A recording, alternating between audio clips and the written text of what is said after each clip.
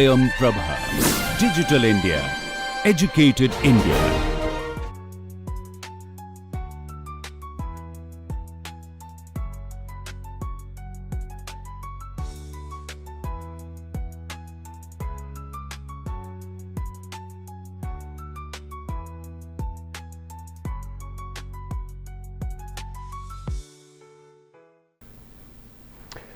So, good morning. Today we will start the lecture number 2 on module number 1. So, initially we have introduction module, in that we are going to talk about some of the introduction to the building physics. We will start the physics portion today. The thermal properties of matter that I will going to discuss in the consecutive 2 lectures. So, in this particular lecture number 2, I am going to cover the heat transfer mechanism, conductivity and the transmission and the transmittance of the heat, and also the periodic heat flow. So, if you see the flow pattern or the heat transfer in building, it mainly occurs into the 3 ways. The first one is called the conduction, which is a kind of the flow of heat from one point to other if there is a kind of a temperature gradient exists. What is a temperature gradient? There should be a differential temperature exist in the from one layer to the other layer, otherwise heat will not going to transfer. Now, in this particular case, in the conduction case, the heat will be transferred through the solid media, and it will be actually transferred from one layers of particle to the other layer of particle, and then the other third layer of particle, like that. So, by virtue of this particular movement, you require a solid media, and that is called the conduction. So, all the material exist in this earth, and some of them are we are using for the buildings, are actually exhibit the conduction of the heat. The second process is called the convection of the heat, which actually talks about the transfer of the heat or the movement from one point to other by some kind of some kind of a temperature gradient, but this will be through the fluid molecules. Fluid molecules in that include 2 type of fluid. One is it is a gaseous media, that means mostly the air in our case, or sometimes also maybe with the water or any kind of the liquid media. So, any kind of the heat exchange through the window because of the natural ventilation, or any kind of heat exchange process inside the building because of the air conditioning and all, is actually, or maybe you just run a fan, ceiling fan, or maybe a stand fan, it is a kind of a convection of the heat from one place to other because of the change of air from one point to other and carrying out that heat. The third one is called the radiation. Radiation is a process where you do not need any kind of a media. Basically, it is a propagation of the heat through the electromagnetic wave. Actually, heat is a electromagnetic wave, and it has a kind of a frequency or the wavelength band. So, suppose from the sun the heat comes to the earth, and there is a lot of amount of space available where there is no air, nothing is there, but still we get the heat because of this electromagnetic radiation is a radiant energy that comes from the sun to the earth. So, any the hot object actually placed inside a room, maybe it is a very hot wall, or maybe very hot window, or maybe some kind of the instrument, maybe a heater. So, from there the heat actually may transfer from one point to other through the radiation. And if suppose if I imagine that particular room does not have any air, still that particular the energy will propagate from one point to other. So, now let us see. So, these are the one of the basically a conceptual picture that from the all the envelope surfaces, which is actually the solid surfaces, the conduction will take place, the radiation will take place, and then from the solar radiation it comes through the window, or maybe any kind of glazing or any kind of the skylight. From there the radiation can come in. The convection can come through maybe through window, or maybe some kind of the openings in the envelope. So, from there the convection, and then it can get lot of the heat gain will be there in the particular building inside. So, we will now talk about some thermal conductivity because this is one of the very important thing that we should take into account when we going to model any kind of building and when we go for some kind of assessment of some kind of the maybe we can see the initial the fundamentals physics of this thermal conduction. It's actually mathematically follow a law called Fourier law. Sorry, this law stated that the heat flux, that is I have denoted as Q suffix x, is minus k into dt dx. Actually, if you see, this is the Qx is proportional to this dt dx. This dt dx is the thermal gradient, that there is a kind of a external temperature and internal temperature, or the two temperature both the side of a particular object exist and there is a differential temperature exist. So, this is the there is a differential temperature exist, and this the x, the change of the length is this one, this length is the L. So, it is depend upon the how thick it is or how thin it is, and also the how much is the differential level of the temperature difference between the two surfaces. It is actually going to say that this kind of law is also exist in the electricity, then where there is a voltage drop, voltage exists, there is a voltage difference exists, there should be a pass of current. If there is a height difference exists, there will be a pass of the flow of water is exist in through a pipe. So, those are the some of the cases which can actually replicate with the thermal conductivity Fourier law equation. And finally, it has to have some constant called the K, or it is called the K value, thermal conductivity of the material, which is a unique property of the material, which denotes in watt per meter square degree centigrade. Something like the density is a very unique property, something like the specific heat is a very unique property, something like the expansion coefficient, that alpha value of a material is a unique property. This K is also a very unique property of a material. So, here as I told you, this dt dx can be replaced as T2 minus T1, that is the differential temperature. And if this is 0, that means there is no differential temperature. So, that means both are equal, there will be no heat passes through from one end to the other, and that divided by the L, the thickness of the object, and Qx will be defined as that as K into the T1 minus T2 into L. Now, here if I multiply this Qx into A, because the Qx is what is the heat flux, it is the watt per meter square. As we all know now that in the first lecture we have discussed that the watt is the rate of energy passing from one point to other, that is joule per second. So, per meter square area of the envelope or maybe any object, how much heat is passing through per second, that is your heat flux, that is your Q. Now, if I multiply that Qx by A, that is the area of the total area, instead of the 1 meter square area, whole area, if I know the what is the width of that object, what is the height of the object or length or height. So, I know that particular sum of the area, that particular area, how much total heat is actually entering by the conduction method, and this Qx, the capital Qx will be in what, because I have already multiplied with the meter square. Okay. So, this if I multiply with Kx, then it will be a watt. So, this is the first fundamental that we should understand. We have developed a material property or understand a material property like K value, which is also called K value. This thermal conductivity will come into that. So, what I am written over here is that the conduction of heat through a body can seen in the spreading of the molecular movement from one point to other, and this particular the how fast that particular heat can be conducted from one point to other, how quickly or how slowly, depend upon that particular K value.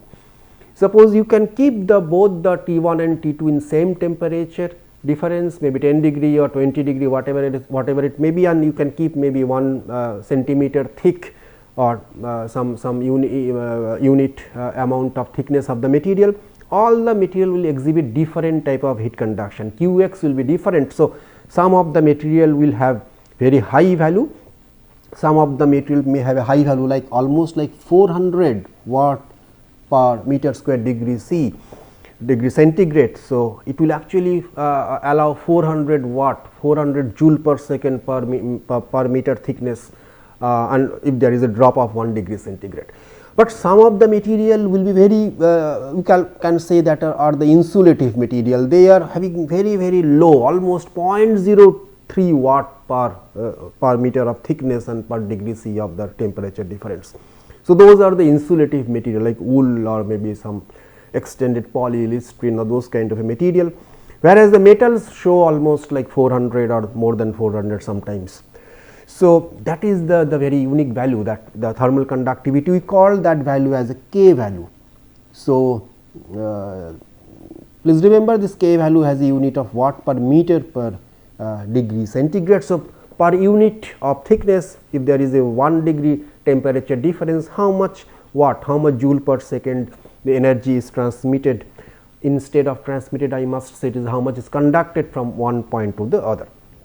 So, I have listed down some of the K values of some material. Plaster is 0.5, whereas you see if it is granite it is 2.3, you see this is 2.3, brick is 0.7, whereas if you see the air is 0.05, it is very insulative kind of material. EPS, extended polyester, something like a thermocol, a hard kind of a thermocol is almost 0.035 like that. And also I have listed down the density values, also have listed down the specific head values, those will actually required afterwards. So, these are the some of the recommended values of the material which usually we use in the building. Concrete has 1.33, the glass is having 1.1 watt per meter square degree C. So, now we will do example. Suppose a wall is made of 2 such material and the K values are mentioned. The first layer, the right hand side layer is of 200 mm thick and second one is 100 mm thick, and the K values are 0.5 and 1.5, and the one side the temperature is the 40 degree centigrade and another side is 20 degree centigrade. So, there is a there is a temperature gradient exists. So, my question is how much will be the temperature at this particular junction and how much will be the heat flux. If I want to solve this, so I know the heat flux will be the same, because heat cannot be in a particular steady state situation, heat will be whatever heat will come in one side, that will be actually go to the other side, right. In case of the steady state situation, initially it will not show like that, because some of the heat will be absorbed by the layers and there will be some kind of the changes. So, by virtue of the continuity equation, so this if I say the Q1 is the gradient from the first layer. So, I have written down that T1 minus theta by B1. So, B1 I have replaced this L. If you remember this, the equation is Q is equal to this K and this is T1 minus T2 by L. So, here I have the first layer, the right hand side layer, the one side it is T1 and another side in the junction it is theta and the thickness is B1, and the second layer, the left side layer, it is your theta 2 T2 and there is a B2, the thickness is different thickness. So, now I replace all the values and I know the Q1 must be equal to Q2 because of the continuity, and I can solve for the theta. Everything I know B1 is 200 mm, B2 is 100 mm, but I have to put the B1 B2 values in meter, not in other unit, and K1 K2 is also given to me 0.5 and 1.5. T1 I know, T2 also I know 40 degree and 20 degree. So, everything is there, only theta is not there. So, I can solve for it and I can find out that theta is almost about 22.85 degree, and just replace the value of theta in some of the one of the equation. I can say that the the heat flux is almost about 42.8 watt per meter square. So, like now like that if I add up, because you know the in reality there is in building envelope or maybe anywhere in the roof also, maybe in the floors also, we have 2-3 different type of material. We may have a brick layer, we must have some kind of a the plaster minimum, or maybe we have a cavity wall, or in the roof we may have a the RCC roof, and over that we may have some kind of protective, that waterproofing layer. So, there are 2-3 layers of material. So, through that, and they have different K values. So, it will should exhibit in this way. So, this is the then what happened is that for that particular scenario, when there is a different type of material, suppose this is the 2 layers of brick, and in between there is a the insulative layer. So, something like this is your the hollow blocks, and there is a insulative layer. So, each layer will have its own K value, each layer will have its own the thicknesses, differential thicknesses. So, based on that, a composite conductivity or composite value will be coming with that particular combination, which is called transmittance value, which is further very important in the sense the K value is very basic, but I want to use this transmittance value, or it is very popularly called as U value. So, that that will be readily available with me, and I will actually use that particular value for any kind of the heat load calculation, for cooling load calculations or so. So, otherwise I have to every time I have to do those the layer by layer calculation with the K value. So, in that the composite U value is suppose how to what is the formula or what is the equations or so. So, you see this is one of the cross section of a wall I have shown, and it has two materials. Suppose there is a red color material and there is another color material. So, there are 2 materials have 2 different K values, maybe it is of your brick, it is of your plaster, or maybe you have a air gap. So, those are there, and they are having different thicknesses B1, B2 like that different thicknesses. And you see this particular the wall will have some surface resistivity, and the surface resistivity which will try to protect the heat to conduct, and that depends upon lot of things, that depends upon the color of the particular wall, that particular the texture of the wall, and what is there is a film of air will be there in the both the airs the wall side. So, based on that there is a resistance in the outside and the resistance in the inside. So, based on this RSO, that is I am calling that as a resistance surface outside, resistance of the surface inside, and if I include these actual values of the material K and the thicknesses, then the U value can be calculated based on this particular formula. So, it is 1 upon the inverse of K and multiplied by the B. So, if this 1 upon K is 1 upon K is called the resistivity. So, I multiply with the B into K, that B is the thickness, and this is for the first layer, second layer like that. So, B2 by K2 like that,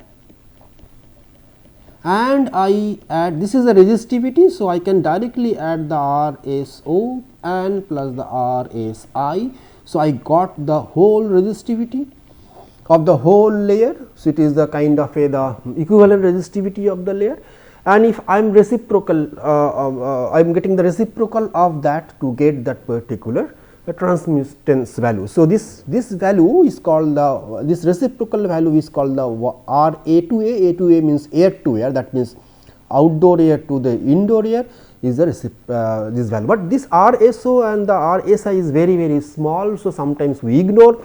So, if we want to ignore it, then I can also write this U value is something like that 1 upon this 1 upon R, sorry not R, this will be B1 by K1 plus B2 by K2 like that. I can stop that to this without taking the air to air, but because this will be very negligible, but sometimes we can add it. So, in that we can, and this particular value is called the U value, and the transmittance value, that it has a unit of watt per meter square degree C. Please remember, the K value has a unit of watt per meter per degree C. Now, it is watt per meter square per degree C, that means per square meter how much watt. So, just if I multiply with the amount of area, I can directly get, and if I multiply with the how much is the temperature different, I can directly get the heat flux or the total heat that will flow from one point to the other. So, let us calculate. Suppose I have a typical the brick wall, 115 mm thick brick, which is having a K value of 0.7. This is the thick 20 mm thick plaster of K value of 0.5, 12 mm of plaster another side, and that is 0.5 again. So, as per my, and those things are the RSO and the RSI values are the mentioned over here, and this is the a kind of a constant value. It also changes, but we can say this is a constant for our calculation. And then I am going to use this equation. This has 3 layers. So, there will be B1 by K1, which is your first one. If you see, this is your RSO. So, this is your this, and this is the last one is the 0.13 is the RSI, which I have mentioned here and here, and this 3 is the middle 3. So, first one, this is your 20 mm thick, and this is 0.05 for the plaster. This is your 115 mm thick, I have to transfer it to meter, and this is your brick, and this is your again 12 mm plaster, and this is your this K value of the plaster.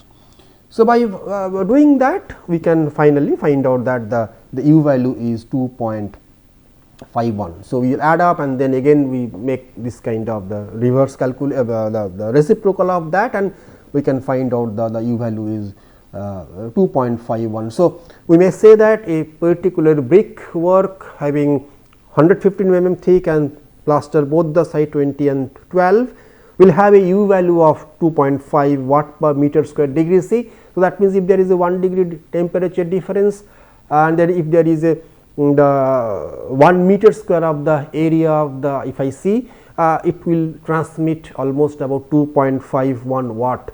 If there is a 2 degree difference, then it will be of almost 5 watt, double of that. If there is a 2 meter square and 1 degree difference, again it is 5. So, like that we can just multiply with the area and the temperature difference between the two sides, we can find out this. So, I have calculated for 5-inch brick wall, which just now I have calculated as 2.5 or something like that. I have also calculated for the 10-inch brick wall, just changing the value, this value, the millimeter value as instead of the 115 to 250. So, the U value is reducing. U value reducing means it is less, I mean it is tough to penetrate. The transmissions is very low with compared to the 5-inch wall or so. So, that will be required for much, that will give you much more protection from the heat also. So, I have a Excel sheet, I will show you, and so I have given 3 layers, and that particular table I have mentioned over here. So, in this Excel sheet we can calculate the U value of the composite wall. Maximum 3 different layer can be taken into that, and this corresponding K value can become in the yellow mark. So, suppose if I go with some kind of instead of this is the 0.35, suppose I am going with some kind of plaster.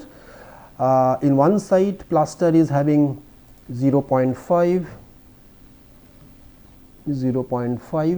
over here, and 250 wall, and there is a 25 mm thick, this is your this EPS, that is your this thing. So, the U value is 0.9. Okay, see, if I suppose instead of the 1 inch, that is 25, instead of that if I put 50 mm this thing, the EPS, that is the the insulative things, it is again going reduced to 0.55. So, I will share it this with you, you can actually go through this. So, there are different U values. So, smaller U values are very good, right, because it will be very good in the sense for the protection of the heat protection or so. So, you see the brick cavity with 5-inch brick cavity and the the 3-inch air cavity with the, so 3-inch air cavity with 2 layers of work brick work of 5-inch and 10-inch, it is almost 0.27, whereas you see if it is only 10-inch brick work, it is 1.7 almost, and the maximum one may be the 6 mm glass, which is 5.7. So, which is your U value. So, U value is definitely will better will be the heat less U value, because that will be conducting less amount of heat and it will require, I mean that will be actually give us less amount of heat load or the cooling load. So, as I told you, so we can find out this Q by just multiplying the area of the wall or the envelope with the corresponding U value, suppose it is brick work or your cavity wall whatever, and the delta T. Delta T is your temperature difference, that means the temperature difference between the outdoor and the indoor. So, if you take the average outdoor temperature as 35 degree and you want to keep the indoor temperature as maybe 20 degrees. So, there is a difference, that 38 minus 20 or whatever it is. So, suppose I have another example. So, I have a wall area of 40 meter square and a window area of 10 meter square. Their outdoor and indoor temperature difference is 18 degree centigrade. I am keeping 18 degree lower inside and outdoor temperature is higher, and the U values are 1.5 and 3. Then I can calculate with the straightforward manner that what are the amount of Q, that is how much watt is the heat gain through this conduction. So, I have multiplied 1.5 is the U value of the wall and 40 is the area, 18 is the temperature difference. This is for the window, window area is 10 and this 3 is the U value of the window, and this is your, again the temperature difference is same because outside inside. So, I can add, and then this is the, I can have the another kind of solution where I can find out the average U value. So, multiplying the U value of the wall and the area of the wall plus the U value of the window and the area of the window, and divide that by the total amount of the area, that is 50 meter square, and I get a particular average U value of the wall as 1.8 watt per meter square per degree C, and then I just multiply this 1.8 is average U value. The total area is now 50, the 10 plus 40, and this is your 18 is the temperature difference, same value I will get for that. So, specific heat is another thing that will actually come into the place where we can define the specific heat as to the heat that is required to raise 1 degree temperature of 1 kg of that particular object or any matter or any material. So, that means to increase the temperature by 1 degree, how much heat it store or it required. So, the specific heat is very high. So, you need more the heat to actually put in and raise the temperature by 1 degree. So, the high specific heat material will definitely give you better heat storage capacities also. So, from that point of view we can come to a particular concept of the thermal mass, where this thermal mass is nothing but the product of this mass multiplied by the specific heat. So, the heat energy, that how much joule is required to increase a temperature delta T. Suppose delta T, let us suppose 1 degree and you have 1 kg of thing. So, multiplied by the specific heat.